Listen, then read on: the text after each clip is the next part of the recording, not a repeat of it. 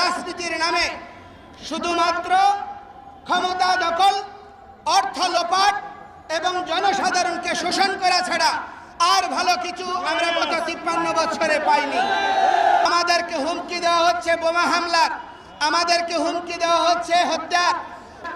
এই ধরনের হুমকি ধামকিতে, দেশ ত্যাগের হুমকিতে আমাদেরকে দমিত করা যাবে না। আমাদের যে 8 দফা দাবি, এই 8 দফা দাবি, দুর্গাপূজার ছুটি, বাকি যে দাবিগুলো রয়েছে সেগুলো নিয়ে কমিশন এবং পর্যালোচনাগুলো করার শুরুর ঘোষণা চাই। যদি এটি না হয় আমরা এই আন্দোলনের মাঠ ছাড়ব না। তা দুর্গাপূজার 10 দিন পরে, প্রথম সপ্তাহের পরে যে শনিবার হবে, সেই শনিবার বিকালে আমরা লালদিঘি মাঠে চট্টগ্রামে মহাসমাবেশ আহ্বান করছি।